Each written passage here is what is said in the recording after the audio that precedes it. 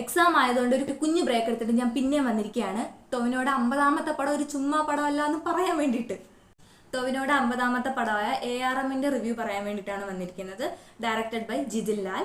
Then script എന്ന് പറയുന്നത് സുജിത് തമ്പിയാറാണ്. അതുപോലെ തന്നെ പ്രൊഡ്യൂസഡ് ബൈ ലിസ്റ്റിൻ സ്റ്റീഫൻ. എത്ര ബഡ്ജറ്റ്? 30 കോടിയോ അങ്ങനെ എന്തോ ആണ് ഞാൻ എവിടെയോ വായിച്ചത്. പടത്തിന്റെ കഥയെന്ന് പറഞ്ഞാൽ എനിക്ക് നല്ല ഇഷ്ടപ്പെട്ട ഒരു കഥയാണ്. എന്ന് വെച്ചാൽ ഒരു വിഷ്വൽ എഫക്റ്റ് കൊടുത്തിട്ട് ഒരു എന്തെങ്കിലും കഥ ആക്കി വെച്ചൊരു പടമല്ല, നല്ലൊരു കഥയുള്ള പടമാണ്.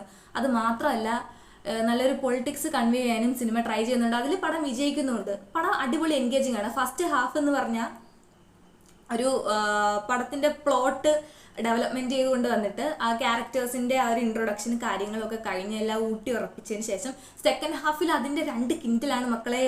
നിങ്ങൾ കണ്ടാലേ നിങ്ങൾക്ക് മനസ്സിലാവും. ഞാൻ ഓവറായിട്ട് ഹൈപ്പ് കൊടുക്കുകയാണ് സത്യം പറഞ്ഞ എന്ന്. എനിക്കുണ്ടായ എൻ്റെ പേഴ്സണൽ അനുഭവമാണ് ഞാൻ പറയുന്നത്. പിന്നെ അതേപോലെ തന്നെ എക്സ്ട്രാ മെൻഷൻ ചെയ്യേണ്ട കാര്യം പടത്തിന്റെ BGM തന്നെയാണ്. പടത്തിന്റെ BGM ചെയ്തിരിക്കുന്നത് എവിടെ?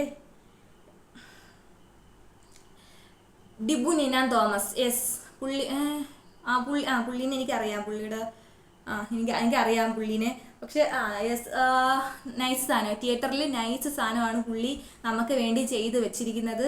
BGM എന്ന് പറഞ്ഞാൽ നല്ല സാധനമാണ്.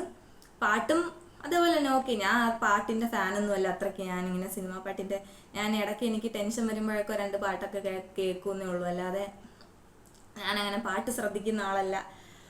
ദെൻ പിന്നെ സിനിമാറ്റോഗ്രാഫി ജോമോൻ ടി ജോൺ.